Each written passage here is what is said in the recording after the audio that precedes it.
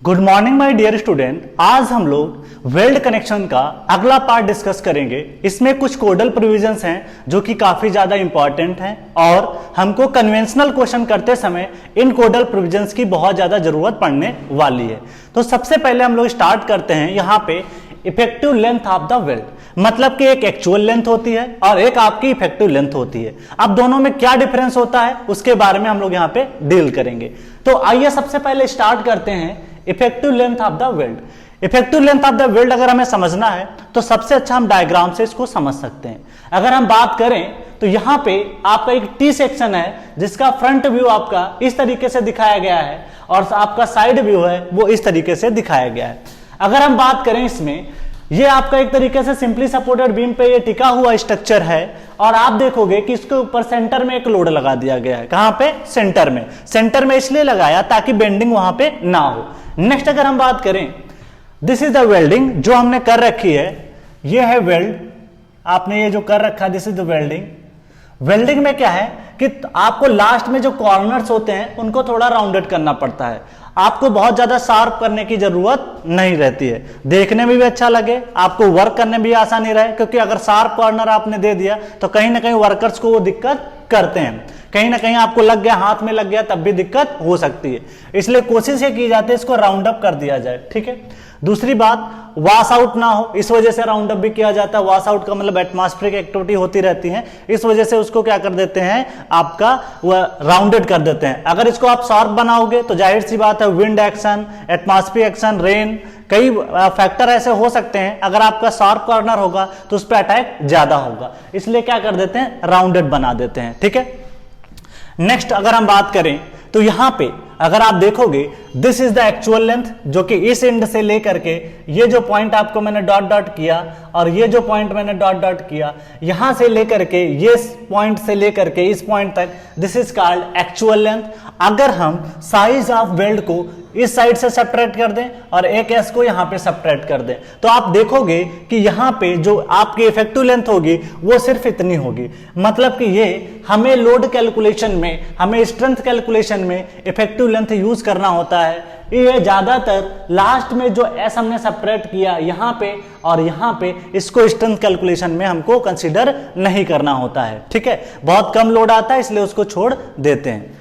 उसके बाद हम बात करें, क्योंकि यहां पे देखो रजिस्टिंग एरिया भी बहुत ज्यादा कम हो जाता है, इसलिए हम लोड के जो डिजाइनिंग होती है हमारी वेल्ड की, वहां पे हम लोग हमेशा एल इफेक्टिव को कंसीडर करेंगे। क्लियर। अब ये देखो यहां पे इसको टी सेक्शन में दिखाना है तो इस तरीके से आप इसको दिखा सकते हो। ठीक है। साइड से आप देखोगे तो आपको ये दिखाई पड़ेगा। क्लियर। अब हम बात करते हैं, जैसे नेक्स्ट हम बात करने जा रहे हैं कि एल इफेक्टिव आपका जो भी लेंथ है वो 4 टाइम एस से कम नहीं होना चाहिए। मतलब कि 4 टाइम साइज ऑफ वेल्ड से बिल्कुल कम नहीं होना चाहिए। कि ये जो लेंथ ऑफ वेल्ड है आपकी 4 time into S, S is the size of weld. इससे कम तो आपको एल इफेक्टिव रखना ही नहीं है। अगर आप इससे कम रखते हो तो उसके फेल्योर के चांसेस रहते हैं, मतलब कि वो लोड कैरी नहीं कर पाएगा। नेक्स्ट अगर हम बात करें यहां पे, तो इस कोडल प्रोविजन को आपको ध्यान रखना है, कहीं ना कहीं एग्जाम में आपसे पूछ लेगा। तो वेल्ड कनेक्शन के कोडल प्रोविजन बहुत इंपॉर्टेंट है। एक तो ये actual length of weld -2 into S, size of weld, तो ये बहुत इंपॉर्टेंट है, कई बार आपको एग्जाम में मिल जाएगा। नेक्स्ट मैंने बात की कि यहां पे एल इफेक्टिव किससे कम नहीं होना चाहिए, 4s से। ठीक है। नेक्स्ट अगर हम बात करें इंड रिटर्न, ये इंड रिटर्न क्या होता है इसके बारे में थोड़ा सा हम लोग देखते हैं। अब देखो इंड रिटर्न का मतलब है कि अंतिम छोर पे जो भी हमको वेल्ड देना पड़ता है that is called end return. End return का मतलब ये होता है कि जहां पे वेल्ड खत्म होता है उसके अलावा भी हम एक आपको कुछ ना कुछ वेल्ड और प्रोवाइड करते हैं ताकि आपका जॉइंट फेल ना करे। तो end return are provided to relieve the weld from high stress concentration near the ends. अब बात करते हैं इस डायग्राम से, अगर आप समझोगे तो ज्यादा क्लियरिटी आएगी। देखिए क्या होता है कि ये कॉर्नर है, ये कॉर्नर है, ये कॉर्नर है, ये कॉर्नर है। यहां पे क्या होता है कि जैसे एक जंक्शन पॉइंट होता है। जंक्शन पॉइंट का मतलब ये होता है कि आप देखोगे कि ये प्लेट भी यहां मिलती है, ये वाला जो मेंबर है मिलता, ऊपर से ये मेंबर मिलता है और आपकी ये प्लेट जो है जिसपे लोड P फोर्स लग रहा है ये भी मिलता है। तो वहां पे क्या होता है कि स्ट्रेस का कंसंट्रेशन थोड़ा ज्यादा आ जाता है। स्ट्रेस कंसंट्रेशन का मतलब ये होता है कि सारे स्ट्रेसेस यूनिफॉर्मली डिस्ट्रीब्यूट नहीं हो पा रही हैं, कहीं ना कहीं वहां पे स्ट्रेस ज्यादा है। इसका मतलब ये होता है स्ट्रेस कंसंट्रेशन का मतलब ये होता है कि आप एक ही चीज पे फोकस हो गया। इसका मतलब ये हुआ कि स्ट्रेसेस एक ही पॉइंट पे बहुत ज्यादा हो गए। तो that is called stress concentration. आप देख लीजिए इस डायग्राम से मैंने स्ट्रेस का डिस्ट्रीब्यूशन भी बनाया है, जिसमें अगर आप देखोगे सेंटर पे आपकी यहां पे अगर आप देखोगे कि तो स्ट्रेस का क्या है, क्योंकि लोड देखो आप यहां से लगा रहे हो। जब आप लोड लगाओगे तो वेल्ड की सहायता से क्या होता है, धीरे धीरे क्या होता है, लोड का ट्रांसमिशन होता है या ट्रांसफर होता है। ठीक, अब लोड का ट्रांसफर होता है तो आप देखोगे कि ये जो लोड P आपने लगा रखा है, ये लोड P यहां पे ज्यादा मिलेगा, लेकिन धीरे धीरे आप ज्यादा आगे जाओगे तो आपका लोड का जो शेयरिंग है वो आपका धीरे धीरे कम होता जाएगा। और एरिया आप देखोगे यहां पे वेल्ड क्या करता है, ट्रांसफर करता रहता है लोड को, जैसे इस प्लेट से इसमें ट्रांसफर करेगा। ठीक, तो यहां पे अगर आप देखोगे कि स्ट्रेस का कंसंट्रेशन ज्यादा रहेगा और यहां पे स्ट्रेस का कंसंट्रेशन कम रहेगा, लेकिन एंड पे फिर से ज्यादा हो जाएगा। क्यों? यहां पे रजिस्टिंग एरिया बहुत ज्यादा मिल जाता है ड्यू टू वेल्ड कनेक्शन। आपने वेल्ड कर रखा है इसलिए रजिस्टिंग प्रॉपर्टी दोनों को मिलकर बन जाती है। क्यों? क्योंकि यहां पे ये भी नीचे वाली भी प्लेट काम कर जाती है, ऊपर वाली। अब दो आदमी एक साथ आ जाते हैं तो स्ट्रेंथ पहली बात तो ज्यादा होनी है। ठीक है, तो ये स्ट्रेस डिस्ट्रीब्यूशन का डायग्राम मैंने बनाया, जिसमें एंड पे आप देखोगे हायर स्ट्रेस है, यहां पे भी हायर स्ट्रेस है और सेंटर पे क्या है, कम है। तो इसका मतलब ये हुआ कि यहां पे इस पॉइंट पे आपका ज्यादा स्ट्रेस रहता है। That is called stress concentration. तो स्ट्रेस कंसंट्रेशन के लिए हमें जरूरी है, आगे हम पॉइंट बात करते हैं, it must be provided for the tension and. जहां पे एंड पे टेंशन रहता है, जैसे मैंने P फोर्स लगाया तो एंड पे यहां पे टेंशन में वेल्ड है, किसमें है, टेंशन में। Tension end parts carrying bending loads for welded joint, यहां पे लिखा गया है bending loads for welded joints subjected to eccentricity stress reversal और इंपैक्ट लोड। ये इसलिए भी प्रोवाइड कर देते हैं कि मान लिया कल को यहाँ पे कोई बेंडिंग आ गया, बेंडिंग इन द सेंस अगर कोई लोड लगाया आपने, सपोज दैट कि ये लोड तो इसके सीजी से पास हुआ है, ठीक है, चलो सीजी से पास हुआ है, लेकिन कल को लोड इसके सीजी से ना पास करके, जो भी प्लेट सिस्टम है उसके सीजी से ना पास करके कहीं और से पास करता है, सपोज दैट यहां से लोड कोई पास कर जाता है। इस तरीके से अगर आप देखोगे तो जब यहां से पास करेगा तो कुछ ना कुछ एसेंट्रिसिटी आ जाएगी। जब एसेंट्रिसिटी आ जाएगी तो आप देखोगे सपोज दैट लोड यहां से पास हुआ, suppose that this is the eccentricity E। अगर यहां से पास कर जाएगा तो आप देखोगे क्या कि जिसकी वजह से यहां पे एक बेंडिंग मोमेंट डेवलप होगा, जिसकी वजह से बेंडिंग स्ट्रेसेस आएंगी, और बेंडिंग स्ट्रेसेस की वजह से हो सकता है कि मेंबर ऐसे मुड़ जाए क्लॉकवाइज, तो हो सकता है कि ऊपर वाले जोन में टेंशन आ जाए और नीचे वाले जोन में, जैसे मान लेते हैं कि P लोड यहां लगाया गया है, तो मोमेंट अगर आप देखोगे तो P इंटू क्या आ जाएगा, E का आ जाएगा। तो आप जैसे ही देखोगे इधर साइड में क्लॉकवाइज रोटेट करेगा तो आप देखोगे कुछ बेंडिंग इस तरीके से आपकी होना स्टार्ट हो जाएगी। ठीक है, तो आप देखोगे कि ऊपर वाले जोन में क्या हो जाएगा, टेंशन, ठीक है, और नीचे वाले जोन में क्या हो जाएगा, कंप्रेशन। ठीक है, तो टेंशन और कंप्रेशन अकर करना शुरू हो जाता है। नेक्स्ट अगर हम बात करें, अब टेंशन और कंप्रेशन का मतलब यहां पे था रिवर्सल ऑफ स्ट्रेसेस। यहां पे एक बात मैंने लिखा, that is stress reversal. Stress reversal का मतलब ये होता है कि जहां पे पहले टेंशन था वहां अब कंप्रेशन आ गया, जहां पे पहले कंप्रेशन था वहां अब टेंशन आ गया। जैसे मैं बात करूं इस छोर पे टेंशन था, लेकिन जैसे ही इसमें बेंडिंग आएगा तो इस वाले छोर पे अब क्या आ जाएगा, कंप्रेशन आ जाएगा। तो इस तरीके से ये बातें की गई है। मतलब एसेंट्रिक कनेक्शन है तो आप एंड रिटर्न आपके लिए फायदेमंद होने वाला है।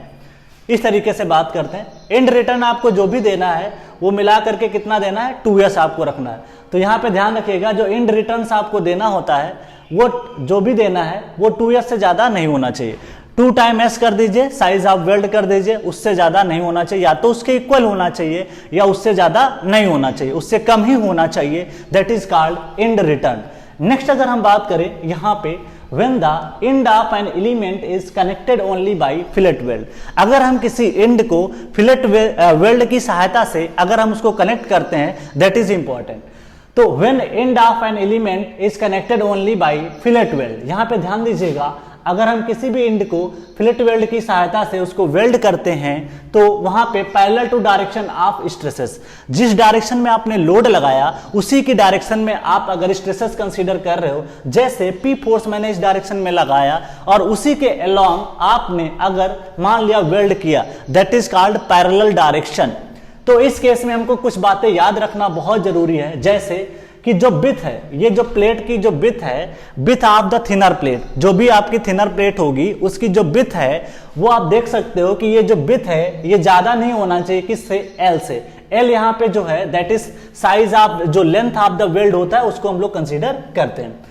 नेक्स्ट अगर हम बात करें, बी आपका ज्यादा नहीं होना चाहिए 16t से, 16 इंटू टी से ज्यादा नहीं होना चाहिए। T is the thickness of thinner plate होता है। जो भी इसमें से दो प्लेटें आपने लगाई, एक प्लेट ये है और एक प्लेट नीचे वाली है, ठीक है। तो मान लेते हैं this is the plate 1, this is the plate 1 और this is the plate 2, this is the plate 2।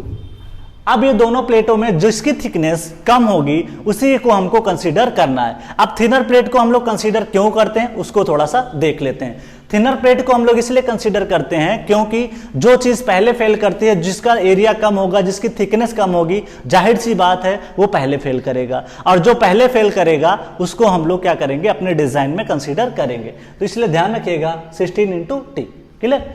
L यहाँ पे जो है लेंथ है, ठीक है, L is the length, this is the weld length, L is the length, ठीक है।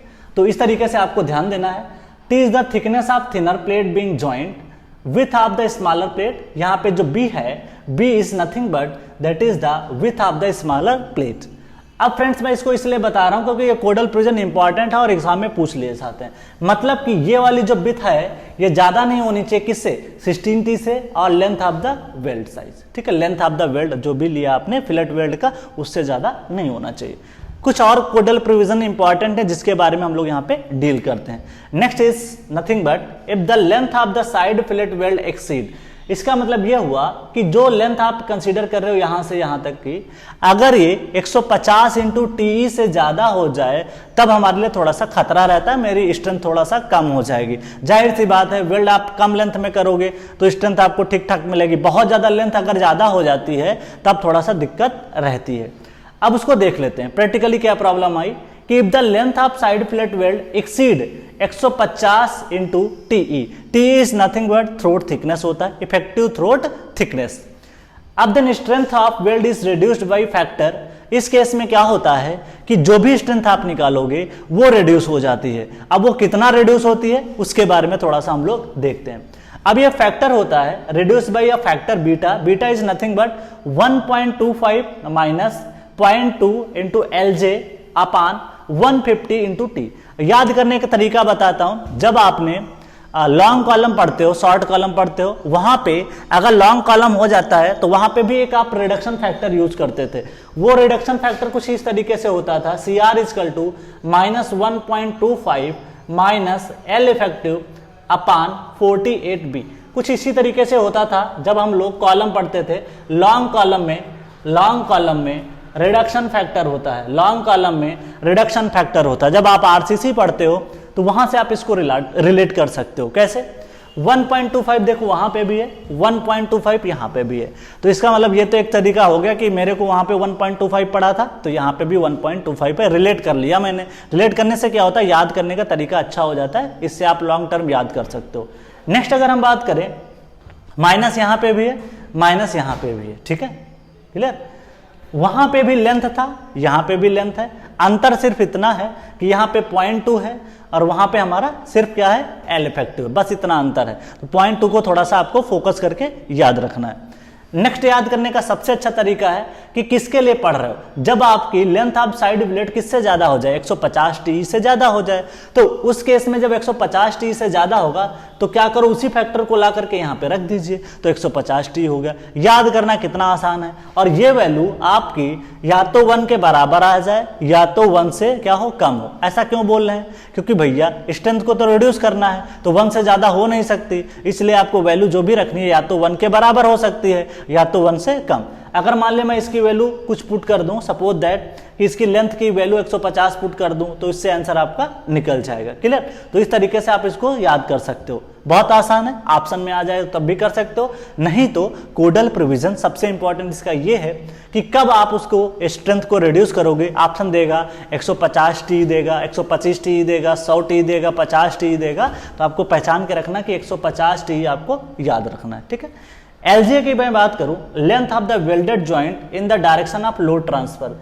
जैसे पी लोड आपने इधर लगाया, इस पी लोड में लगाने से इसी की डायरेक्शन में अगर आप देखोगे तो इसी के डायरेक्शन में जो भी लेंथ आपको लेना है that is called length of the welded joint in the direction of load transfer. जिस डायरेक्शन में लोड ट्रांसफर होता है उसी डायरेक्शन को हम लोग कंसीडर करते हैं। नेक्स्ट बात करते हैं T. T is nothing but it is the effective throat thickness. ये क्या होता है? इफेक्टिव थ्रोट थिकनेस होता है। उसके बाद इस डायग्राम को थोड़ा एक बार और देख लेते हैं। इसका स्ट्रेस का डिस्ट्रीब्यूशन भी क्या है कि एंड पे हायर स्ट्रेसेस रहती हैं, बीच में स्ट्रेसेस कम रहती हैं, इसलिए स्ट्रेस डिस्ट्रीब्यूशन इसका इस डायग्राम में ऐसा बनता है। तो ये सारी कहानी आपकी कोडल प्रोविजन की लगभग थी। तो फ्रेंड्स अब हम लोग चलते हैं नेक्स्ट पार्ट। आई होप कि ये चीजें आपको अच्छे से क्लियर हुई होंगी। नेक्स्ट आप बात करते हैं दैट इज रिलेटेड विथ, अब हम लोग बात करेंगे कुछ और इंपॉर्टेंट चीजें हैं जिनके बारे में हम लोग यहाँ पे डील करने वाले हैं, दैट इज रिलेटेड विथ। अब हम लोग बात करेंगे, देखिए हमारे पास सारे कोडल प्रोविजन लगभग मैंने क्लियर कर दिए। ठीक है? अब हम लोग जो बात करने वाले हैं वो बात करेंगे इसका इफेक्टिव एरिया क्या होता है, उस पर डील करेंगे। ठीक है? इफेक्टिव एरिया के अलावा हम लोग बात करेंगे कैसे स्ट्रेंथ का कैलकुलेशन होता है, उसके बारे में डील करने वाले हैं। इन सब के बारे में अगर हम डील कर लेंगे तो हमारी प्रॉब्लम खत्म हो जाएगी। ठीक है? तो सबसे पहले हम लोग चलते हैं, कुछ और पार्ट डिस्कस करेंगे, उसका इफेक्टिव एरिया भी डील कर लेते हैं और सारी बातें यहाँ पे डील करेंगे। ठीक है? नेक्स्ट अगर हम बात करें तो एरिया की बात करेंगे। देखिए कोडल प्रोविजन इसके इंपॉर्टेंट है। अगर आप देखोगे कि जो पहला दूसरा लेक्चर था उसमें भी कुछ कोडल प्रोविजन की बात हुई थी, वो भी बहुत ज़्यादा इंपॉर्टेंट है। ठीक है? तो उसको भी अच्छे से आपको पढ़ना है। और उसके अलावा ये कोडल प्रोविजन, मैक्सिमम कोडल प्रोविजन यहीं से एग्जाम में आपका क्वेश्चन आता रहता है, इससे बाहर बहुत कम क्वेश्चन जाना है, इसी से आपको डील करना पड़ेगा। ठीक है? नेक्स्ट अगर हम बात करें एरिया के बारे में डील करेंगे। वेल्ड कनेक्शन पे भी मेंस में क्वेश्चंस आते रहते हैं अक्सर हर साल।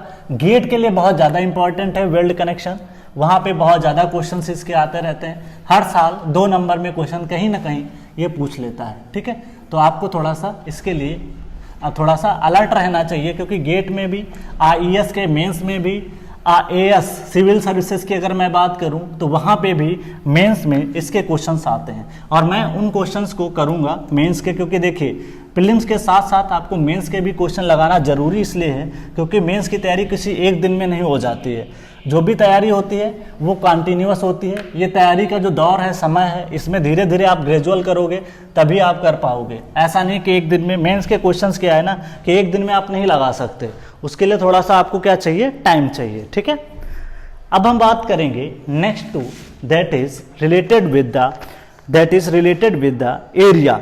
ठीक है? अब हम बात करने जा रहे हैं that is related with the effective area. तो इफेक्टिव एरिया की अगर हम बात करें तो वो क्या हो सकती है उसके बारे में हम लोग यहाँ पे डील करते हैं। ठीक है? That is effective area. Effective area. ठीक है? Effective area, effective area nothing but that is the, effective area क्या होगा उसको डील करते हैं। सबसे पहले अगर हम बात करें that is related with the diagram. अगर हम बात कर लें, इसको एक डायग्राम से समझाते हैं। दैट इज सपोज दैट कि आपके पास एक प्लेट है, दैट इज दिस प्लेट।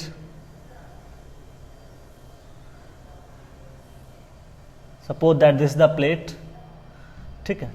इसको मैं डायग्राम को कुछ इस तरीके से चीज़ों को बनाता हूँ। ठीक है? That is related with the diagram.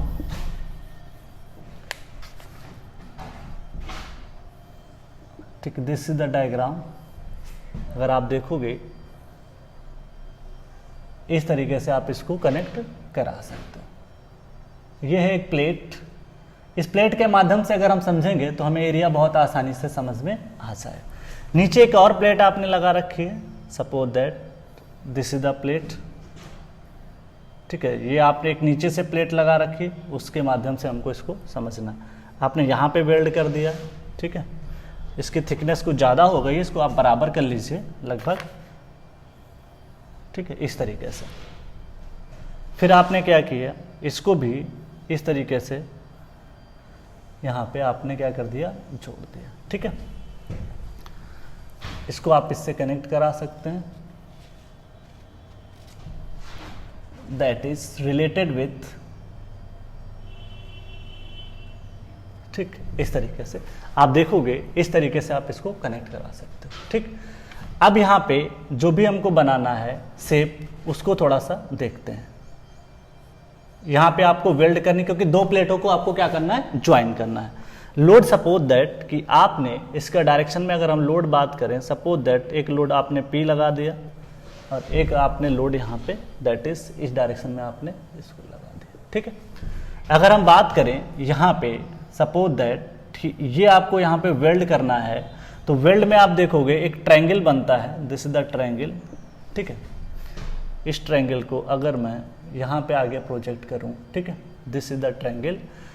अब इस ट्रायंगल में अगर आप देखोगे, इसको भी मैं यहाँ पे बना रहा हूँ, दैट इज ट्रायंगल, इस तरीके से। अब आप देखिए फ्रेंड्स, यहाँ पे मैंने क्या किया, आपको एरिया समझाने के लिए एक परपेंडिकुलर प्रोजेक्ट किया, this is the perpendicular.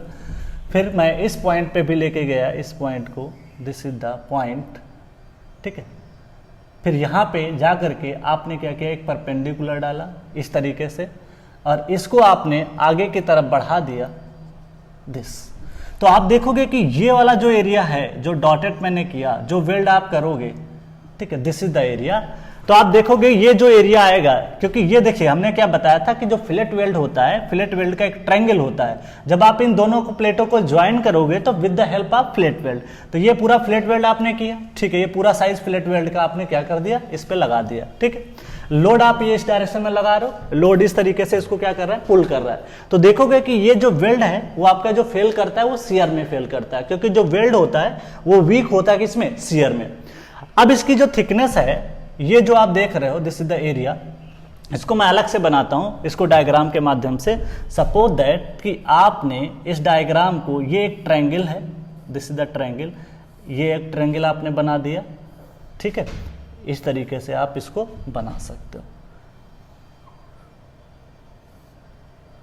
This is the triangle, ठीक है। अगर आप देखोगे, दिस इज द ट्रायंगल, ये परपेंडिकुलर है, दिस इज द परपेंडिकुलर, और दिस इज द बेस, ठीक है। इसको आप ज्वाइन कर दीजिए, इस लाइन को अगर आप ज्वाइन कर देंगे, ठीक है, ये लाइन हमने क्या कर दिया, ज्वाइन, और इसको हमने इससे मिला दिया, ठीक है। फिर आप इस पे एक परपेंडिकुलर डालोगे, उसी चीज को मैं बता रहा हूं, ठीक है। इसको डायग्राम से अगर आप समझोगे तो आपको और अच्छे से समझ में चीजें आएंगी, ठीक है, इस तरीके से, क्लियर। तो आप देखोगे क्या कि ये एक साइज फिलेट वेल्ड का, जो कि एक राइट एंगल ट्रायंगल होता है, जिसमें आप देखोगे कि ये जो एरिया आपको दिखाई पड़ रहा है, ये area, this is called effective area. कैसे, this is the weld that is called L effective, जहां तक आपने वेल्ड किया, this is the L effective, ठीक है, इस तरीके से आप कंसीडर करोगे, क्लियर। उसके अलावा अगर आप मैं यहां पे समझाऊं, that is called throat thickness, ये जो पॉइंट है, this is called T effective, और this is called L effective, ये वैल्यू हो जाएगी, ठीक है। एल इफेक्टिव आपको पता चल गया और टी पता चल गया, तो आपका एरिया नहीं कैलकुलेट कर पाओगे, तो हम लोग निकालते हैं दैट इज एरिया। तो effective area is nothing but that is called a is, अगर हम बात करें, that is L effective into T. और एल इफेक्टिव मैंने आपको पहले बताया था, L effective is nothing but that is actual length of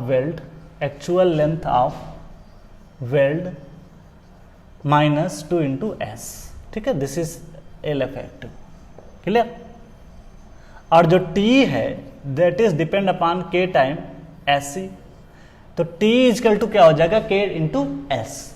के क्या है, डिपेंड करता है कि आपका एंगल कितना लिया गया है उस पर डिपेंड करता है। ये 90 है तो उसी हिसाब से वैल्यू रखना है, ये कितना है उस पर ये चीज़ें डिपेंड करती हैं। तो इस तरीके से आप ध्यान रखिएगा।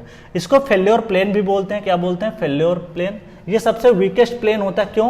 क्योंकि इसकी थिकनेस, थ्रोट थिकनेस सबसे कम होती है, क्योंकि ये जो थिकनेस है सबसे कम थिकनेस वेल्ड की रहती है। ये जो थिकनेस है आपको सबसे कम दिखाई पड़ेगी और सबसे ज़्यादा थिकनेस ये हो सकती है, ये हो सकती है। इसलिए जिसकी थिकनेस कम होगी उसका रजिस्टिंग एरिया कम होगा। क्यों? क्योंकि हम लोग क्या लिख रहे हैं, area equal to, effective area equal to L E into throat thickness. अब लेंथ तो चेंज नहीं होती ज़्यादा, क्योंकि लेंथ में actual length minus weld size करते हो 2 टाइम। लेकिन अगर आप देखोगे, अगर मैं टी की वैल्यू चेंज कर दूं तो इफेक्टिव एरिया जो रजिस्टिंग एरिया वो भी क्या हो जाएगा, चेंज हो जाएगा। तो अब एरिया चेंज होगा, रजिस्टिंग एरिया चेंज होगा, तो जाहिर सी बात है कि उसकी स्ट्रेंथ पे फर्क पड़ जाएगा। तो इस तरीके से आप चीज़ों को ध्यान रख सकते हो। ठीक है, इसको भी डार्क कर सकते हो, कोई दिक्कत नहीं।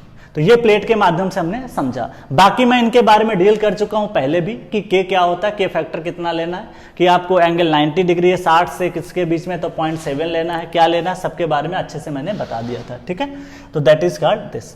एस क्या है, साइज ऑफ वेल्ड रहता है। अब हम लोग बात करते हैं यहाँ पे नेक्स्ट। एरिया आपको मिल गया, अब मुझे चाहिए यहाँ पे नेक्स्ट, अगर हम बात करें एरिया के बाद हम लोग नेक्स्ट चाहिए हमको, that is related with the strength. यहाँ पे हम लोग क्या निकालते हैं, that is strength of weld.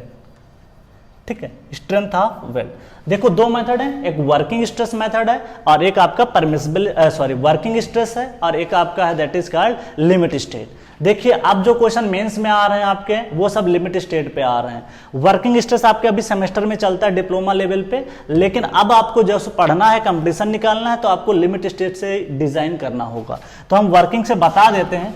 That is, अगर मैं बात करूं strength of joint, that is related with strength of weld, that is मैं इसको डिनोट करता हूं, दैट इज टर्म एक ले लेता हूं, दैट इज टर्म रिलेटेड है, दैट इज ये लिया गया टर्म जो है आपका, दैट इज मान लेते हैं design P D W, P load मान लेते हैं, पी शेयर में अगर आप देखेंगे P S equal to that is F S into effective area. ठीक है, तो एफ एस अगर आपको लिखना है यहाँ पे, तो एफ एस आप मल्टीप्लाई कर दोगे, एरिया इफेक्टिव हो जाएगा L effective into T effective. ठीक है, इस तरीके से आप इसको लिख सकते हो। क्लियर?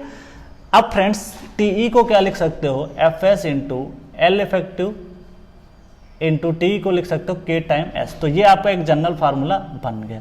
अब यहाँ पे थोड़ा पैरामीटर को ध्यान देते हैं, दैट इज रिलेटेड विद, तो ये है आपका that is working stress method, working stress method. क्यों वर्किंग स्ट्रेस? इसलिए क्योंकि हमने जो स्ट्रेसेस यूज की वो आपकी वर्किंग यूज की। ठीक है, नेक्स्ट अगर हम बात करें यहाँ पे एफ एस क्या है, F S is permissible shear stress, permissible shear stress, अक्सर एग्जाम में दे देता है शियर स्ट्रेस। ठीक है, ये क्या हो गया, परमिसिबल शियर स्ट्रेस। अगर हम बात करें नेक्स्ट हम बात करने जा रहे हैं एलएसएम से। एलएसएम का मतलब है यहाँ पे लिमिट स्टेट मेथड। ठीक, ये बहुत इंपॉर्टेंट है, इसको याद रखना जरूरी है। पहले भी मैं बात कर चुका हूं, अब फिर से मैं इसको थोड़ा सा बता रहा हूं। लिमिट स्टेट मेथड में अगर हम बात करें तो जो डिजाइन फोर्स हमारा आना है पी डी डब्ल्यू, डब्ल्यू का मतलब वेल्ड है, डी का मतलब डिजाइन है। इसका जो फार्मूला होता है दैट इज, अगर हम रिलेट करें, F you ultimate stress divide by √3। ये एफ यू अपॉन √3 क्यों आता है, क्योंकि वेल्ड जो है शियर में डिजाइन कर रहे हैं। किसमें? वेल्ड जो फेल होता है ये सबसे, देखिए जब ये लोड इधर पुल करेगा और ये लोड जब इधर पुल करेगा तो क्या होता है, इस पे एक स्लाइडिंग हो जाती है। स्लाइडिंग का मतलब है कि आपने पुल किया तो वेल्ड को जैसे ही स्लाइडिंग में फेल करेगा, क्योंकि ये शियर में क्या होता है, वीक होता है। और वीक क्यों होता है उसका भी रीजन समझ लो, क्योंकि इसकी थिकनेस जो थ्रोट थिकनेस होती है बहुत कम होती है, जो कि रजिस्ट करती है, इसलिए ये ऐसा होता है। ठीक है, नेक्स्ट अगर हम बात करें तो एफ यू अपॉन √3 तो क्या हो गई, स्ट्रेस हो गई। अब फ्रेंड्स यहाँ पे एक टर्म ऐड किया गया है डिजाइन। डिजाइन जब करते हैं तो फैक्टर ऑफ सेफ्टी भी यूज करते हैं। तो फ्रेंड्स हमने क्या किया, यहाँ पे एक फैक्टर ऑफ सेफ्टी ले लिया MW। अब ये डिपेंड करेगा कि आप फील्ड पे वेल्ड कर रहे हो या आप साइट पे कर रहे हो। इनटू अगर हम बात करें that is area, stress into area अगर हम कर देंगे, स्ट्रेस इंटू इफेक्टिव एरिया, तो हमारा क्या निकल जाएगा, दैट इज कॉल्ड आपका स्ट्रेस। अब इसको और थोड़ा सा आप लिख सकते हो, F you divide by √3 into gamma MW, ठीक है, इंटू ए की बात करूं तो L इफेक्टिव इंटू T। इस तरीके से आप इसको डिजाइन में लिख सकते हो, ठीक है। ध्यान रखिएगा जहां जहां पे सीयर में आता है और अल्टीमेट स्ट्रेस मेथड से जब भी डिजाइन करोगे तो √3 जरूर डिवाइड होता है। अब ये √3 क्यों होता है, ये सोम से कॉन्सेप्ट आता है, मैंने बार बार बताया सोम से आता है। मैं एक बार ड्राइव भी करूंगा आगे, अभी नहीं आगे ड्राइव कर दूंगा। अब बात करते हैं यहाँ पे कि कौन कौन से पैरामीटर क्या है, उनके बारे में थोड़ा सा डील करते हैं, ठीक है। तो इन सब पैरामीटर्स के बारे में यहाँ पे मैं रिप्रेजेंट करूंगा, दैट इज रिलेटेड विथ आपके जो कुछ पैरामीटर हैं जिनके बारे में हम यहाँ पे बात करने वाले हैं, ठीक है। दैट इज रिलेटेड, अगर हम पैरामीटर की बात करें, दैट इज पैरामीटर ये है कि FU क्या है, उसके अलावा गामा MW क्या है, एक बार फिर से रिप्रेजेंट कर देते हैं ताकि आपको उसको याद करने में दिक्कत ना आए, ठीक है। तो नेक्स्ट हम बात करेंगे कि कितना वैल्यू आपका रहता है, उस पर थोड़ा सा देखते हैं, ठीक है। क्या क्या पैरामीटर, क्योंकि देखिए एग्जाम में parameter is very important. Parameter अगर आपको नहीं पता है तो फिर आप नहीं कर पाओगे। कौन सी स्ट्रेस लेनी है, यील्ड लेना है, अल्टीमेट लेना है। देखिए जॉइंट की डिजाइनिंग हमेशा ज्यादातर जो क्या होता है आपको अल्टीमेट पे करना होता है, ठीक है, क्योंकि वहां पे जो है सबसे ज्यादा जो लोड आता है वो जॉइंट पे आता है, मेंबर पे थोड़ा कम आता है। इसलिए क्या करते हैं, अब यहाँ पे पैरामीटर की बात करें, FU जो है ये क्या है, ये है that is minimum of that is ultimate stress of weld, that is ultimate stress of weld, ultimate stress of weld, that is और पैरेंट मेटल समझ रहे हो, जिस प्लेट पे आप कर रहे हो, जिस प्लेट पे वेल्ड कर रहे हो, पैरेंट मेटल उसको बोलते हैं। क्या बोलते हैं, पैरेंट मेटल। तो अल्टीमेट स्ट्रेस ऑफ वेल्ड हो सकता है, जो भी आपने वेल्डिंग किया उसकी स्ट्रेस क्या हो सकती है, स्ट्रेंथ हो सकती है, और पैरेंट मेटल जिस पे आप वेल्ड कर रहे हो, प्लेट भी मजबूत हो सकती है, तो इसको ध्यान रखना। गामा MW जो है पार्शियल फैक्टर ऑफ सेफ्टी। ध्यान देना एग्जाम में है कि अगर गामा MW की जो वैल्यू है 1.25 आपको लेना है, किसमें, सॉफ्ट वेल्डिंग में लेना है, सॉफ्ट वेल्डिंग में लेना है, ठीक है। उसके अलावा अगर आप देखोगे दैट इज सॉफ्ट वेल्डिंग में लेना है, ठीक है, दैट इज वेल्डिंग। नेक्स्ट अगर मैं बात करूं MW that is 1.50, that is for field welding. किसके लिए लेना है, फील्ड वेल्डिंग के लिए, ठीक है, वेल्डिंग के लिए। तो आपको इतना ध्यान देना चाहिए कि कहां पे कौन पैरामीटर आप यूज कर पा रहे हो, ठीक है। तो अल्टीमेट आपको समझ में आ गया। L फैक्टर हम बहुत पहले ही अच्छे से डील कर चुके हैं। T भी हम बहुत अच्छे से जानते हैं, K टाइम S होता है, K एक एंगल पे डिपेंड करता है, ठीक है। ज्यादातर केस में 90 रहता है, 60 से 90 के बीच में। MW partial factor of safety है। FU/√3 एक स्ट्रेस होती है। तो देखो क्या हुआ, FU/√3 एक शियर स्ट्रेस है, शियर स्ट्रेस को मैंने मल्टीप्लाई कर दिया इफेक्टिव एरिया से, तो क्या मिल गया, स्ट्रेस मिल गई। तो ये तो हमको मिल गया, वेल्ड का लोड मिल गया कि कितना वो ले सकता है। लेकिन जब डिजाइन टर्म ऐड किया जाता है तो डिजाइन के समय इंजीनियर को खास बात ये ध्यान देनी होती है कि जब डिजाइन की कभी भी बात करेगा इंजीनियर, इसका मतलब ये है कि वो पार्शियल फैक्टर ऑफ सेफ्टी तो यूज कर चुका है। इसीलिए फैक्टर ऑफ सेफ्टी भी डिजाइन का जब भी टर्म आएगा तब हम हमेशा फैक्टर ऑफ सेफ्टी से क्या करेंगे, डिवाइड करेंगे। That is a very important. तो ये फार्मूला रटने का नहीं, समझने का है। क्या होता है, स्ट्रेस क्या पढ़ते थे, स्ट्रेस इक्वल टू क्या पढ़ते थे, स्ट्रेस सिंपल पढ़ते थे, फोर्स अपॉन एरिया। क्या पढ़ते थे, फोर्स अपॉन एरिया। अब एरिया वो हर जगह अलग अलग हो सकता है कहीं पे शियर एरिया है, हो सकता है कहीं पे नॉर्मल एरिया है, डिपेंड करता है कि कैसा वो रजिस्टिंग एरिया होगा, लोड के कैसे वो रजिस्ट कर पा रहा है। जैसे हमारे केस में अभी शियर में एरिया आ रहा था तो हमको उसको कंसीडर करना था, तो हमने क्या किया, स्ट्रेस इंटू एरिया। अब स्ट्रेस हर जगह पे चेंज होती रहेगी, शियर होगी तो शियर के अकॉर्डिंग लेना है, टेंसाइल है तो टेंसाइल के अकॉर्डिंग लेना है, बियरिंग है तो बियरिंग के अकॉर्डिंग लेना है। तो इस तरीके से हम उसके बारे में डील कर पाते हैं, ठीक है। अब हम लोग आगे बात करेंगे, मैक्सिमम चीजों के बारे में हमने यहाँ पे डील किया। अब नेक्स्ट हम बात करेंगे ओवरलैपिंग के बारे में, दैट इज इंपॉर्टेंट। देखिए ये बहुत ज्यादा इंपॉर्टेंट है, अभी जब आप क्वेश्चन करोगे तो वहां पे इसका बहुत ज्यादा यूटिलाइज करोगे, तो इसको थोड़ा सा अच्छे से पढ़ना है, एकदम बेसिक दिमाग में बैठा लो, क्वेश्चन कहीं पे भी आए। हाँ, सेमेस्टर में जो डिप्लोमा लेवल पे है क्वेश्चंस वहाँ पे क्वेश्चंस क्या है ना, वर्किंग से अब भी कराए जाते हैं, लिमिट स्टेट का यूज नहीं है, उसने अभी तक सिलेबस को मॉडिफाई ही नहीं किया है। लेकिन एसएससी जेईई का जो पेपर हो रहा है उसमें आप देखोगे चीज़ें बदल चुकी हैं। अब आपको पुराने पैटर्न पे ज़्यादा नहीं रहना है, जो भी चीज़ें हैं वो आपको एलएसएम से करना है। जैसे आरसीसी में जो क्वेश्चन अभी आ रहे हैं एग्जाम में, वर्किंग स्ट्रेस से पूछ ही नहीं रहा, तो आपको ऐसा नहीं करना। आपको अपने आप को समय के अकॉर्डिंग बदलना बहुत ज़रूरी है। अगर आप नहीं बदलोगे तो कंपटीशन में कहीं ना कहीं आपको दिक्कतें आएंगी और आप कहीं ना कहीं उससे धोखा खाओगे और परीक्षा में आपके नंबर कम हो सकते हैं। इसलिए, और दूसरी बात एक और बता दें कि जो लिमिट स्टेट मेथड है वो आसान भी पड़ता है, ठीक है, ऐसा नहीं कि वो टफ होता है, बहुत ही आसान है। अगर आप उसको चीज़ों को थोड़ा सा रिलेट करा के पढ़ोगे तो चीज़ें कर ले जाओगे, ठीक है। नेक्स्ट अगर हम फ्रेंड्स बात करें, दैट इज अगला कोडल प्रोविजन है, उसको थोड़ा सा यहाँ पे रिलेट करते हैं। ओवरलैपिंग हम लोग कितना कर सकते हैं वो इंपॉर्टेंट है। कोडल प्रोविजन है दैट इज ओवरलैप, कितना ओवरलैप हम करें ताकि हमारी चीजें सही हो जाएं। तो मैक्सिमम जो ओवरलैपिंग लेंथ होती है LOP, मैं शॉर्ट करके लिख रहा हूँ LOP, OP का मतलब यहाँ पे ओवरलैपिंग है, ठीक है, that is not less than maximum of that is 40,40 mm, ठीक है, इससे आपकी कम नहीं होनी चाहिए क्या, ओवरलैपिंग।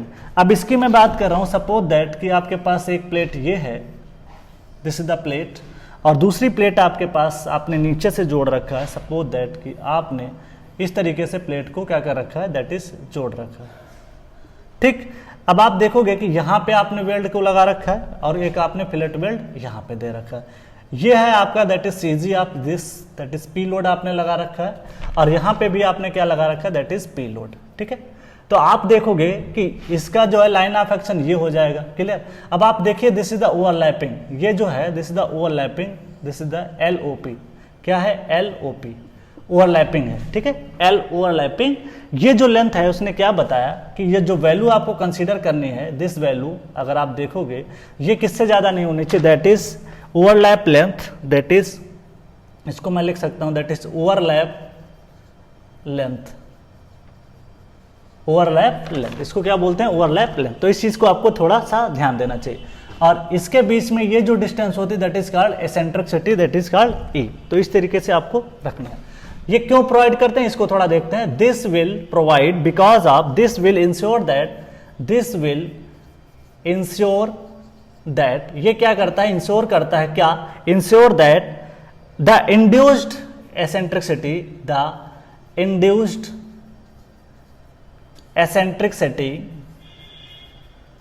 इंड्यूस्ड एसेंट्रिसिटी देखो कैसे हुआ। जब आप लोड लगाओगे तो आप देखोगे इसका लोड का जो CG है वो यहां से जा रहा है, इसका लाइन ऑफ एक्शन यहां से जा रहा है।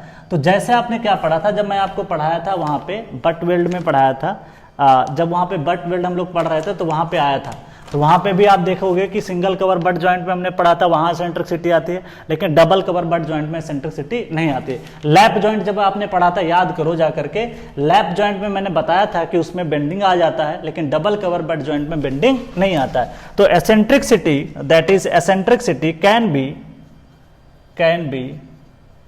ignored and bending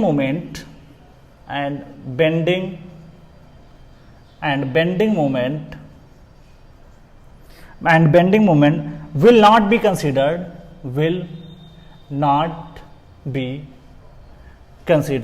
देखिए इससे फायदा क्या होता है कि अगर आपकी ओवरलैपिंग अच्छी खासी है, आपने इतना अगर मिनिमम प्रोवाइड कर दिया, इससे मतलब लैप जो ओवरलैपिंग डिस्टेंस है इससे कम नहीं है, ओवरलैपिंग आपकी अच्छी खासी रहेगी, तो जाहिर सी बेंडिंग नहीं होगा। क्यों, क्योंकि देखिए जैसे जैसे इसकी आप लेंथ बढ़ाते जाओगे, सपोज दैट मैं इसको ऐसे ऐड कर दूं, सपोज दैट आप देखोगे अभी, सपोज दैट मैंने ओवरलैपिंग कम कर दी, ठीक है, तो ये लोड P आपने लगा दिया और एक लोड P आपने ये लगा दिया, तो आप देखोगे कि यहाँ पे इनके बीच में, फोर्सेस के बीच में डिस्टेंस बढ़ती जा रही है, तो यहाँ पे बेंडिंग आने के क्या चांसेस थोड़ा सा ज्यादा होंगे, ठीक है। प्रैक्टिकली भी देख सकते हो, दो चीजों को जोड़ो तो क्या होगा, जैसे इस पे लोड लगाओगे तो इसमें क्या होगा, इसका लाइन ऑफ एक्शन इससे डिस्टेंस में देखोगे तो ये जो रजिस्टिंग वैल्यू आप देख पा रहे हो, ये रजिस्टिंग कम हो गई, लेकिन यहाँ पे रजिस्टिंग थोड़ा सा ज्यादा होता है। तो इस तरीके से आप इसको ओवरलैपिंग को समझ सकते हो, ठीक है। नेक्स्ट इंपॉर्टेंट है, दैट इज रिलेटेड विथ, इसको मैं रफ करता हूं, आगे मैं बात करता हूं, काफी इंपॉर्टेंट है, इंटरमिटेंट फिलेट वेल्ड। इंटरमिटेंट का मतलब होता है गैप के, मतलब कुछ कुछ दूरी पे आपको वेल्ड देना है, that is called intermittent. Intermittent का मतलब ये होता है कि आपको लगातार वेल्ड नहीं करना है। क्या करना है, जो भी चीजें करनी है उसको आपको कुछ ना कुछ दूरी पे छोड़ के देना है। भाई डिपेंड करता है कि आपके पास जगह कैसी है, आपका लोड कैसा आ रहा है, उन सब चीजों पे ये डिपेंड करता है कि इंटरमिटेंट फिलेट वेल्ड आपको कैसे करना है। तो वो सारे पैरामीटर हम लोग अभी देखेंगे जो कि एग्जाम में पूछे जाते हैं। ठीक है, इंटरमिटेंट के बारे में हम लोग यहाँ पे डील करेंगे जो कि इंपॉर्टेंट है। क्लियर? तो नेक्स्ट हम बात करने वाले हैं that is intermittent fillet weld के बारे में डील करेंगे। Clear?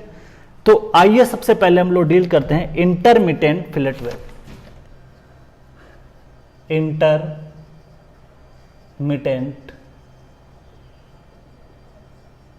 Fillet weld, intermittent fillet weld. ठीक है, may be provided, may be provided. देखो एग्जाम में ऐसे ही क्वेश्चन आ जाएगा, थ्योरी पार्ट में पूछेगा क्यों प्रोवाइड करते हैं। May be provided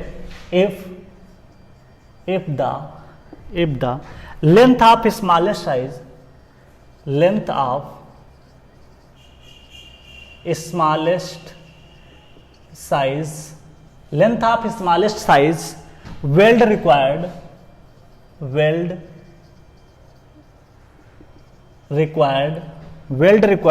is less than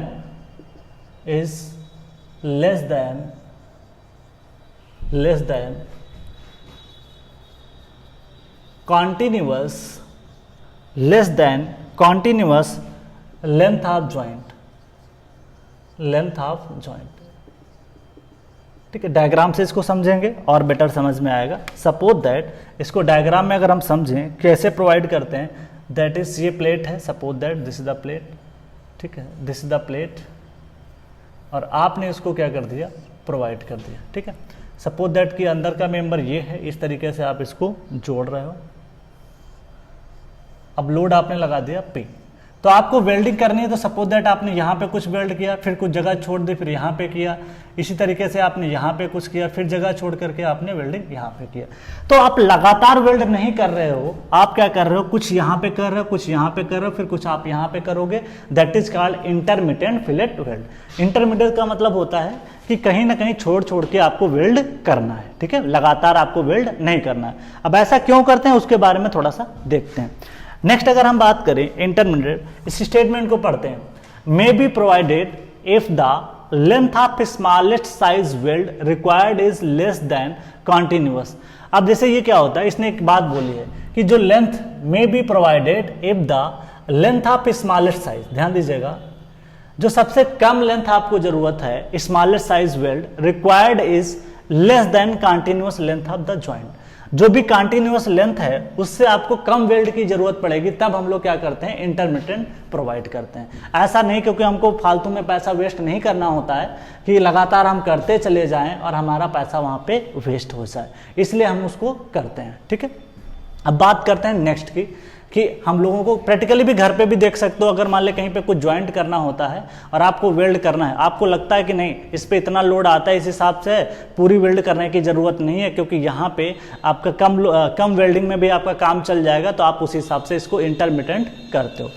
अब इसके कुछ कोडल प्रोविजंस हैं जिनके बारे में थोड़ा सा हम लोग डील करते हैं। ये क्या है इसके बारे में थोड़ा सा हम लोग यहाँ पे डील करते हैं। Next is nothing but that is related with कि सपोज दैट कि आपके पास टेंशन और कंप्रेशन में उसकी डिस्टेंस कितना ले, वो इंपॉर्टेंट है। तो एक कोडल प्रोविजन है, उनको थोड़ा सा हम लोग ध्यान देते हैं। Suppose that this is the I section, इस तरीके से एक आई सेक्शन बनाया गया है, that is I section, this is the I section. नीचे आप पता है कि जैसे लोड आप लगा दिए पी लोड या डब्ल्यू लोड, कुछ भी लगा सकते हो। ठीक है, तो आप क्या कर रहे हो कि यहाँ पे वेल्ड कर रहे हो, suppose that this is the weld, फिर आप यहाँ पे कर रहे हो। ठीक है, फिर यहाँ पे आप एंडिंग कर रहे हो, suppose that this the weld. ठीक है, ये आपका वेल्ड हो गया, फिर आप यहाँ पे वेल्ड कर रहे हो, इस तरीके से आप बना दिए वेल्ड। ठीक है, इस तरीके से वेल्डिंग आप कर रहे हो। इंटरमिटेंट है क्योंकि इंटरमिटेंट का मतलब होता है कुछ ना कुछ जगह छोड़ के रखना। ठीक है, फिर आपने क्या किया, नीचे भी वैसे ही कर रखा है, दैट इज नीचे भी आपने क्या किया, सेम वेल्ड। ठीक है, लास्ट में आपको कॉर्नर वैसे ही रखने, थोड़ा सा राउंडेड, ये आपने वेल्ड किया। फिर आपने क्या किया, यहाँ पे वेल्ड किया, that is related with this, ये आपने यहाँ पे वेल्ड कर दिया, ठीक है। ये आपका बीम है, एक सिंपली सपोर्टेड बीम है जो कि आई सेक्शन है। मैं इसका क्रॉस सेक्शन बना रहा हूँ, that is related with I section है। इस तरीके से आप देख पाओगे, ठीक है, इस तरीके से बनाया गया है, that is related with I section, ठीक है। This is the I section, ये आई सेक्शन इस तरीके से आपका बनाया गया है, ठीक है। आई सेक्शन में क्या देखोगे, ये वेल्ड आप कर देते हो ज़्यादातर, ठीक है। दिस साइड से अगर आप देखोगे, this is the I section, तो ये आई सेक्शन है जिसमें हमने क्या किया, वेल्ड किया। तो फ्रेंड्स, ये एक सिंपली सपोर्टेड बीम है, तो जाहिर सी बात है सिंपली सपोर्टेड बीम में ऊपर देखोगे कंप्रेशन आता है, कुछ बीम इस तरीके से बेंड होती है, दिस तरीके से ऊपर क्या होता है, कंप्रेशन होता है, और नीचे क्या होता है, टेंशन होता है, ठीक है। सिंपली सपोर्टेड है क्योंकि सपोर्ट मैंने क्या दिखाया, सिंपली सपोर्टेड, तो बीम कुछ इस तरीके से बेल्ड होगी।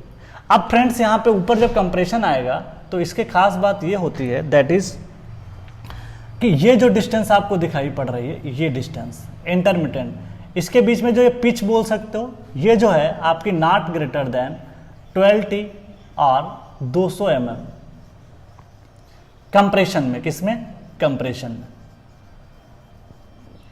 ठीक है।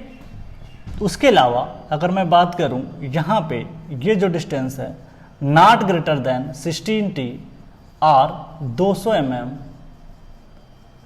ठीक है, which ever is less, minimum या नॉट लिख सकते हो, विच एवर इज लेस, यहां पे ब्रैकेट में लिख रहा हूं, विच एवर इज लेस, ये इंपॉर्टेंट है, ठीक है, विच एवर इज लेस, यहां पे भी लिख सकते हो विच एवर इज लेस, ये इंपॉर्टेंट है काफी ज्यादा, ठीक है। मतलब ये पहले भी पढ़ चुके हो, जब दो टेंशन मेंबर, दो प्लेटें हैं, उनके बीच में जो पिच डिस्टेंस आप कंसीडर करते थे, याद करिए थोड़ा सा पिछला लेक्चर जो मैंने पढ़ाया था, जो पिच डिस्टेंस होती है, लेक्चर नंबर शायद 11 है, वहां पे आप देखिएगा, तो वहां पे मैंने बताया था जो पिच डिस्टेंस होती है, अगर डायरेक्ट टेंशन रहता है तो 16T और 200 mm जब चेन रिविटिंग करते हो, ठीक है, 12T और 200 mm इन कंप्रेशन। तो वेल्ड में भी जो पिच प्रोवाइड की जाती है वो भी क्या है कि आपको 12T और 200 mm, 16T और 200 mm। तो ध्यान दीजिएगा, ये टेंशन की बात कर रहे हैं, किसकी बात कर रहे हैं, टेंशन है, क्योंकि नीचे बीम में क्या आएगा, टेंशन आएगा, क्योंकि लोड आपने ऐसे लगा रखा है, क्लियर। अब फ्रेंड्स, वहां पे हम लोग क्या करते थे, दो रिविट्स के बीच में ये एक रिविट लगाया आपने, एक रिविट ये लगाया, इनके बीच की जो डिस्टेंस होती थी उसको हम लोग कंसीडर करते थे 16T और समथिंग करके, ठीक है। लेकिन यहाँ पे क्या है, वेल्ड आपके पास है, तो आप या तो ज्वाइंट बना रहे हो, या तो वेल्ड से बनाओगे, या तो रिविट और बोल्ट से बनाओगे। तो कोडल प्रोविजन आपके लगभग इतने ही रहते हैं। अगले बात अगर हम करें, नेक्स्ट अगर है, that is related with the other point, T is the thickness of thinner plate. यहां पे मैं लिखता हूं T is thickness of thinner plate, thickness of thinner plate. कुछ और बातें हैं, clear spacing between effective length in case of intermediate fail भी, तो ये जो है क्लियर, इससे ज्यादा आपको नहीं रखना है। मतलब ये जो मैं बात कर रहा हूं दैट इज कॉल्ड, इसको और भी कह सकते हो, that is called clear spacing in case of intermittent fillet weld. तो इतना आपको थोड़ा सा ध्यान देना चाहिए, कुछ भी नहीं है। अगर आपको पुराने कोडल प्रोविजन याद होंगे, जो पिच डिस्टेंस, हम गेज डिस्टेंस के बारे में बात करते थे, सेम कोडल प्रोविजन, तो इसका मतलब अगर वहां पे पढ़ लिया है तो यहाँ पे याद रखने की कोई जरूरत ज्यादा नहीं है। एक जगह पढ़ो, उसको रिलेट कराना जरूरी है। कहाँ तक पढ़ोगे, कितनी मेहनत करोगे, क्योंकि इतनी ज्यादा चीजें हो जा रही हैं, कोशिश करो कि रिलेशन आप उसको अच्छा बनाना चाहिए ताकि रिलेट कर पाओ। जितना रिलेट कर पाओगे उतना बेटर रहेगा आपके लिए, इसलिए कोशिश आपकी यही रहनी चाहिए कि चीजों का रिलेशन आपका अच्छा होना चाहिए। जो सब्जेक्ट में जैसे बना सकते हो, जैसे सोम पढ़ते हो तो स्टील में उसका यूज क्या है उसको देख लिया करो, ठीक है। जैसे सोम के अलावा अगर आप देखोगे स्टील से, आरसीसी से जो भी रिलेशन है, इसलिए सोम को बहुत ज्यादा मजबूत रखना बहुत जरूरी हो जाता है, ठीक है। तो हम लोग बात करेंगे नेक्स्ट, कुछ और डिजाइनिंग है, जैसे स्लॉट वेल्ड है, प्लग वेल्ड है, उसके बारे में थोड़ा सा हम लोग बात करते हैं, दैट इज वेरी इंपॉर्टेंट, ठीक है। नेक्स्ट बहुत इंपॉर्टेंट है क्योंकि इस पे भी एग्जाम में क्वेश्चन आएगा। मैं कुछ भी नहीं छोड़ूंगा ताकि आपका ये ना लगे कि कहीं पे सर कुछ स्किप कर रहे हैं, सारी चीज़ें कवर करूंगा, बार बार आपको कहीं इधर उधर भटकना ना पड़े, इसलिए मैं सारी बातें एक साथ लिखा दूंगा, ठीक है। नेक्स्ट अगर हम बात करें तो हम डिजाइनिंग ऑफ बात करेंगे, किसकी, हम बात करेंगे स्लॉट वेल्डिंग क्या होता है, उसके बारे में थोड़ा सा यहाँ पे ध्यान देना है, क्योंकि उसके बारे में अगर आपको पता नहीं होगा तो फिर चीज़ें आप नहीं कर पाओगे, क्योंकि कोडल प्रोविजन उसके भी थोड़ा सा पूछे जाते हैं, तो उसके बारे में थोड़ा सा हमको डील करना है। नेक्स्ट है फ्रेंड्स, हमको जो डील करना है वो ये है design of plug and slot weld. Design of, that is design of plug and slot weld, इसके बारे में हमको यहाँ पे डील करना है। ये प्रोवाइड क्यों करते हैं, कई बार क्या होता है कि हमारे पास प्रॉपर लेंथ नहीं होती है कि जहाँ पे आपको वेल्ड प्रोवाइड करना, सपोज दैट हम ये करते हैं क्यों है, प्लग वेल्ड और स्लॉट वेल्ड को क्यों यूज करते हैं। देखिए स्लॉट तब बनाए जाते हैं जब आपका अप्लाइड लोड, सपोज दैट कि आपने 50 किलो न्यूटन लोड लगाया किसी भी ज्वाइंट पे, और हो सकता है कि आपको उतनी लेंथ नहीं मिल पा रही है जितना कि वेल्ड को ज़रूरत है, तो उस केस में क्या करते हैं हम लोग, स्लॉट बनाने पड़ते हैं, तब हमको करना पड़ता है ताकि वेल्ड की एक्चुअल लेंथ क्या हो जाए, जो है बढ़ जाए, इसलिए हमको ऐसा करना पड़ता है। अभी आप देखोगे कि हम ऐसा क्यों करते हैं, ठीक है। नेक्स्ट अगर हम बात करें, if the overlap of plate, if the overlap of plate, if the overlap of the plate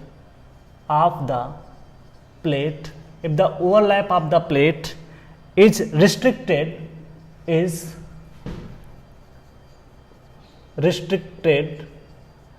overlap को आपको रिस्ट्रिक्ट कर दिया गया है, इससे ज्यादा नहीं करते, एंड द अप्लाइड फोर्स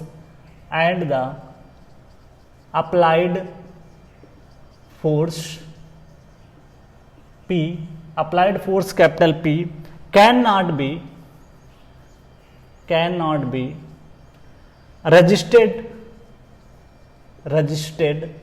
नहीं कर पा रहा है, can not be रजिस्टेड even by providing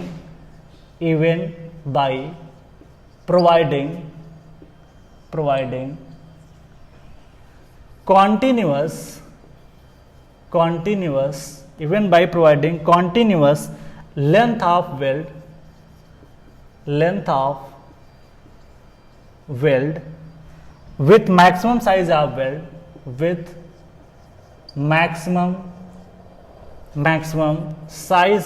weld, अभी लिख लेते हैं उसके बाद समझाते हैं। Maximum size of weld, we adopt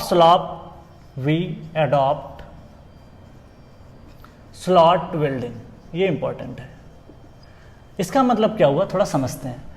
if the overlap of the plate is restricted, मतलब आपसे कहा गया कि दो प्लेटें हैं, उनका ओवरलैप आप ज्यादा नहीं करा सकते, इसका मतलब ये होता है। And the applied force P can not be registered even by providing continuous length of the weld, मतलब कि आप कंटिन्यूअस वेल्ड प्रोवाइड किए, फिर भी उतना लोड वो ज्वाइंट सहन नहीं कर पा रहा है। Then size of weld we adopt slot welding, तो आपको क्या करना पड़ता है, स्लॉट वेल्डिंग करनी पड़ती है। अब ये कैसे होता है उसके बारे में थोड़ा सा हम लोग देखते हैं, एक डायग्राम के माध्यम से चीजों को थोड़ा सा समझते हैं। ये डायग्राम बड़ा अच्छा है, इसको थोड़ा सा देखते हैं। दैट इज डायग्राम जितना बड़ा बनाएंगे आपको उतनी चीजें क्लियर हो जाएंगी, ठीक है। इस तरीके से कुछ बनाया गया, ठीक है।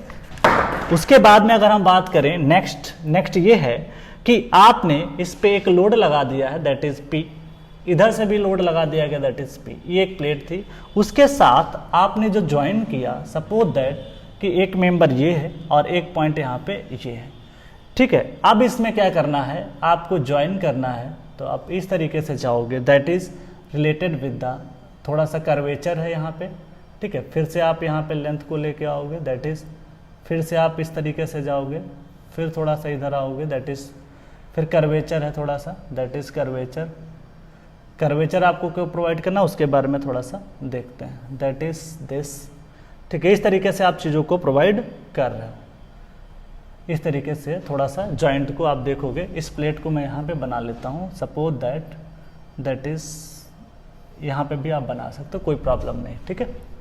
समझने के लिए, ठीक है। तो इस तरीके से आप इसको थोड़ा सा नीचे से रफ कर लो ताकि आपका बराबर लेंथ आपके ऊपर और नीचे से दिखाई पड़े, ठीक है, इस तरीके से। अब आप देखोगे कि यहाँ पे एक सेमी सर्कल बनता है जो कि राउंडेड है, यहाँ पे भी एक आपका सेमी सर्कल बनता है जो कि राउंडेड है। जो वेल्ड किया जाता है इसकी पेरीफेरी पे किया जाता है। कहाँ किया जाता है? पेरीफेरी पे। कहाँ पे? पेरीफेरी पे, ठीक है। परिधि पे इसके वेल्ड आप करते हो, that is periphery, that is related with, अगर आप देखोगे यहाँ पे आपने किया वेल्ड को, उसके अलावा आप यहाँ से स्टार्ट करोगे, दैट इज रिलेटेड दिस, आपको ये वेल्ड करना है, ठीक है। उसके अलावा आप देख पाओगे ये वेल्ड आपने किया, फिर उसके बाहर बाहर किया, फिर आप यहाँ पे करोगे, फर्दर फिर आप ये करोगे वेल्डिंग, ठीक है, ये आप करते जा रहे हो वेल्डिंग, फिर आप ये पेरीफेरी पे करोगे, ठीक है, फर्दर फिर आपको ये पेरीफेरी। तो मतलब आउटर पेरीफेरी पे जितना वेल्ड करोगे दैट इज कॉल्ड आपका स्लॉट वेल्डिंग। आप देख रहे हो कि एक तरीके के स्लॉट कटिंग किए गए हैं। क्या किए गए हैं? स्लॉट आपके बनाए गए हैं, ठीक है। तो इस तरीके से चीजों को आपको थोड़ा सा ध्यान देना चाहिए। तो ये स्लॉट हैं। अब ये स्लॉट की डिस्टेंसेज हैं, उनके बारे में थोड़ा सा मेंशन करते हैं। Suppose that this is the, मान लेते हैं दिस इज द W, उसके अलावा दिस इज द जो डिस्टेंस है, ये वाली जो डिस्टेंस है इसको मैं मानता हूँ x, और जो ये वैल्यू है this is called radius r। देखिए जो भी सर्किल बना है उसकी जो रेडियस होगी वो जाहिर सी बात है r वैल्यू होगी। क्या होगी? r। अब इसके बारे में कुछ कोडल प्रोविजंस हैं जिनके बारे में हमको यहाँ पे थोड़ा सा डील करना है, ठीक है। वो कोडल प्रोविजन ये है कि आपका r कितना होना चाहिए, आपका w कितना होना चाहिए, आपका x कितना होना चाहिए। तो कोडल प्रोविजन ये है कि r not less than, that is maximum of 1.5t and 12 mm, ठीक है। इससे कम नहीं होना चाहिए, मतलब कि ये कि r की जो डिस्टेंस है इससे कम नहीं होनी चाहिए। फिर d और w, यहाँ पे एक डायमीटर भी बनाते हैं जिसको समझने के लिए। सपोज दैट कि ये मैंने एक बना दिया डायमीटर, ये हमने वेल्ड कर रखा है, इसके आसपास में थोड़ा सा सर्कल है, इसको मैं d बोल रहा हूँ। तो यहाँ पे d हो या w हो, या मैं इसकी बात करूं ये w की है तो डायमीटर ये भी हो जाएगा, और ये भी एक तरीके का क्या है? डायमीटर ही है, ठीक है। तो आप देखोगे कि ये जो डायमीटर सर्कल का है, चाहे मैं d बोलूं या w बोलूं, तो दोनों बातें सेम है, जो कि आपका that is maximum that is 3t, 25 mm से कम नहीं होना चाहिए। नेक्स्ट अगर मैं बात करूं, जो x है नॉट लेस देन मैक्सिमम का मतलब दोनों में से जो मैक्सिमम होगा उसको कंसीडर करना है 2t, दैट इज 25 mm, ठीक है। इस तरीके से आपको चीजों को थोड़ा सा ध्यान देना चाहिए। और जो t है यहाँ पे, t is nothing but thickness of plate in which slot is weld. The thickness of plate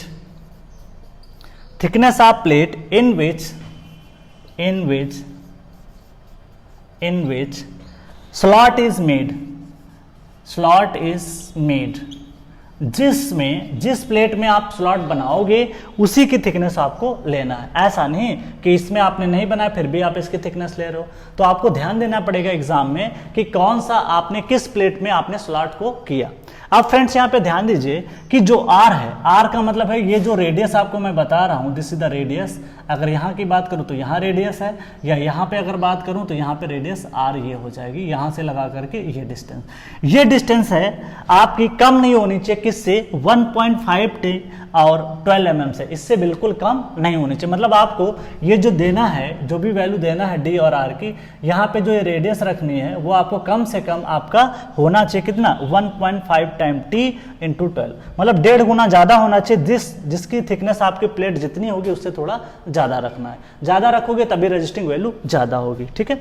और जाहिर सी बात, याद करने का एक तरीका बताता हूँ फ्रेंड्स। जनरली जो प्लेटें होती हैं 8 mm 10 mm की बनाई जाती है, जनरली मैं बात करता हूँ। 6 mm 8 mm की बनाई जाएगी। तो अगर सपोज दैट कि 8 mm की होगी, अगर मैं 1.5 टाइम 8 करूंगा तो 15 × 120 12 mm के आसपास आ जाएगा। तो याद करना हमारे लिए कितना आसान हो गया, ठीक है।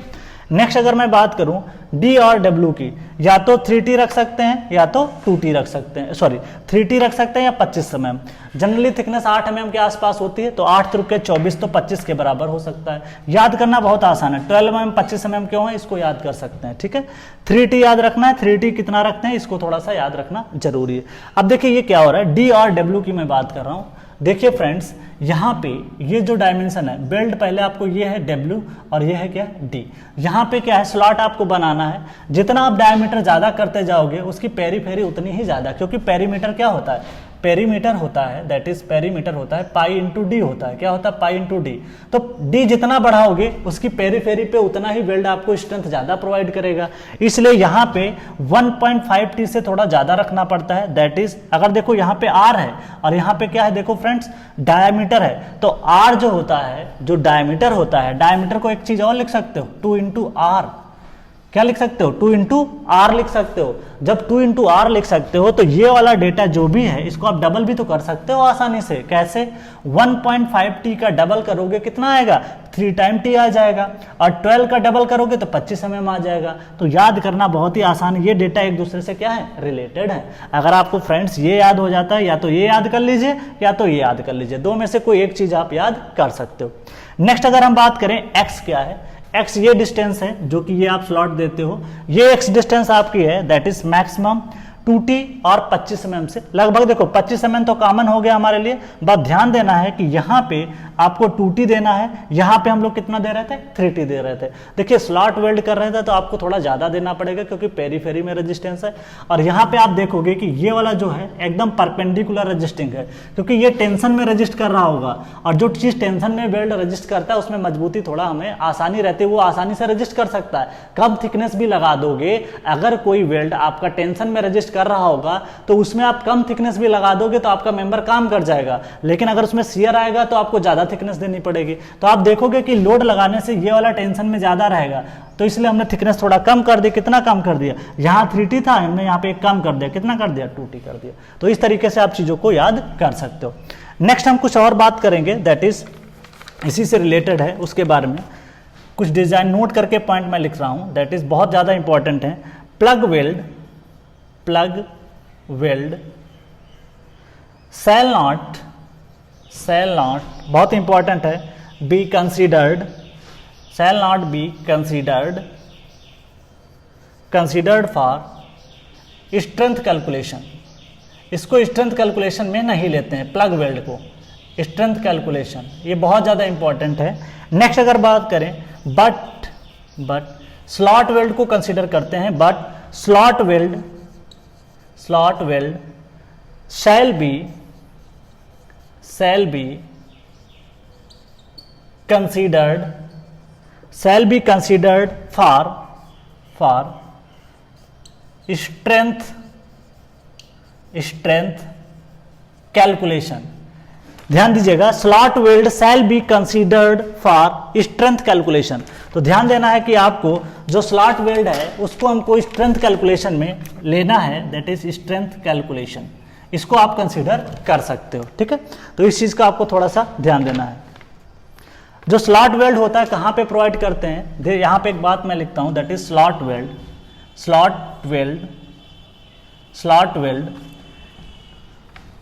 Welding, it is welding is done along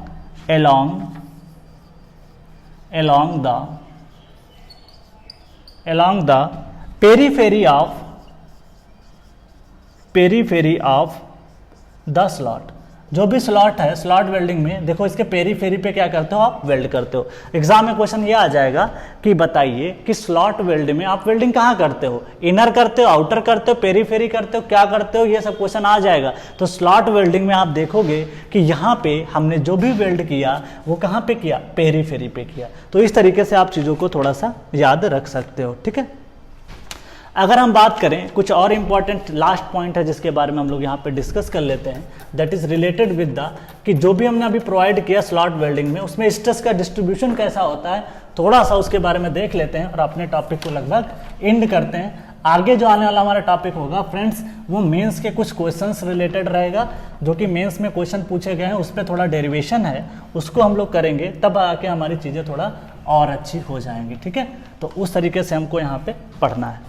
next अगर हम बात करें friends, that is related with, suppose that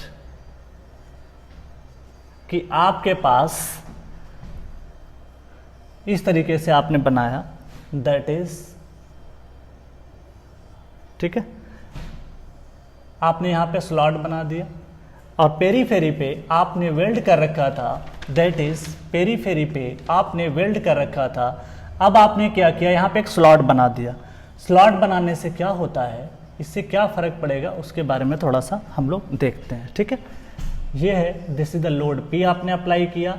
और अगर आप देखोगे कि यहाँ पे स्ट्रेस का डिस्ट्रीब्यूशन अगर मैं बनाऊं तो सबसे पहले स्ट्रेस का डिस्ट्रीब्यूशन कुछ इस तरीके से था जो कि पहले था। ठीक है, stress diagram without plug weld, stress diagram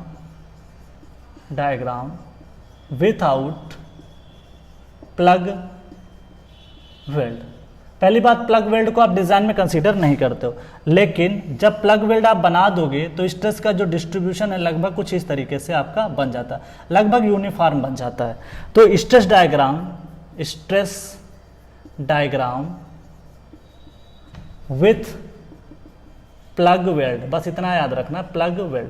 ठीक है, ये अब देखो स्ट्रेस का पहले यूनिफॉर्म नहीं थी, लेकिन जैसे ही आपने यहाँ पे क्या किया, प्लग वेल्ड को बनाया, तो उस तरीके से क्या होता है कि यहाँ पे स्ट्रेस का यूनिफॉर्म आपकी हो जाती है। ठीक है, तो इस तरीके से फ्रेंड्स हम लोग क्या है यहाँ पे लिख सकते हो, stress is more uniform, stress is more uniform, इस तरीके से चीज़ों को आप लिख सकते हो। ठीक है, तो फ्रेंड्स आज हमने वेल्ड का इतना पार्ट डिस्कस किया। अगला जो पार्ट हमारा होगा वो हम लोग एसेंट्रिक कनेक्शन से रिलेटेड बात करेंगे कि वेल्ड का अभी तक सारा लोड आपका सेंटर से पास कर रहा था, लेकिन अगले पार्ट में हमको क्या करना है कि सेंटर से ना पास करे तब क्या हो सकता है। वो क्वेश्चन मेंस में एसएससी जेईई में 2 बार पूछ चुका है। ठीक है, उसको डील करना जरूरी है। तो आज के लिए फ्रेंड्स इतना ही। Thank you all of you and happy learning. ठीक है।